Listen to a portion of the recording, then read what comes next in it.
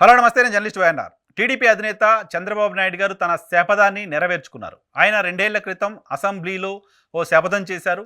మళ్ళీ ఈ సభలో ముఖ్యమంత్రిగానే తాను అడుగు పెడతాను అంటూ శపథం చేశారు.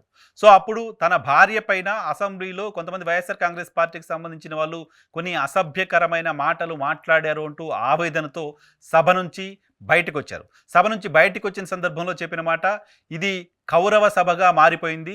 దీనిని ఒక గౌరవ సభగా మార్చి ఆ ముఖ్యమంత్రిగానే మళ్ళీ ఈ సభలో నేను అడుగు పెడతాను అంటూ ఆయన అసెంబ్లీ సాక్షిగా సవాల్ చేసి మరీ బయటకొచ్చారు. బయటకొచ్చిన తర్వాత తీవ్ర భావోద్వేగంతో తన సతీమణి పట్ల అసెంబ్లీలో వైసీపీ సభ్యులు వ్యవహరించిన తీరును గుర్తు చేసుకొని కన్నీటి పర్యంతమయ్యారు. సో ఎట్టి పరిస్థితుల్లోనూ ఈసారి అసెంబ్లీకి ముఖ్యమంత్రిగానే వెళ్ళాలి అనే దానికి సంబంధించి చంద్రబాబు నాయుడు గారు ఆ క్షణం నుంచే వ్యూహం రచిస్తూ వచ్చారు. సో జనసేనతో పొత్తు కావచ్చు, భారతీయ జనతా పార్టీతో పొత్తు కావచ్చు, నారా లోకేష్ యువగలం కావచ్చు.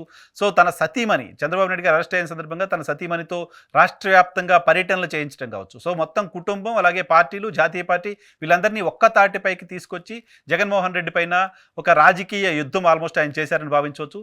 సో ఆ యుద్ధంలో గెలిచి గతంలో ఎప్పుడూ లేని స్థాయిలో వైఎస్ఆర్ కాంగ్రెస్ పార్టీ సాధించిన దానికంటే అధిక స్థాయిలో సీట్లను గెలుచుకుని ఆయన అసెంబ్లీకి వెళ్ళారు. సో అసెంబ్లీలో ఆయన చేసిన శపథాన్ని కూడా నేను ఒకసారి పక్కన మీకు వినిపిస్తున్నాను.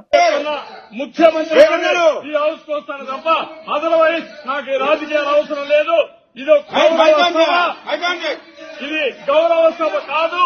ఇలాంటి గౌరవ సభలో నేను ఉన్నానని మరొకసారి విజ్ఞప్తి చేస్తూ మీకు నమస్కారం, ప్రజలందరికీ విజ్ఞప్తి చేస్తున్నా.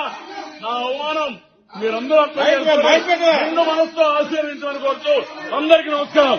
సో దాదాపు రెండేళ్ల తర్వాత ఈ శపథం ప్రకారం ఆయన మళ్ళీ ముఖ్యమంత్రిగానే ఆంధ్రప్రదేశ్ రాష్ట్ర శాసనసభలో అడుగుపెట్టి తన శపథాన్ని నెరవేర్చుకున్నారు చంద్రబాబు నాయుడు గారు.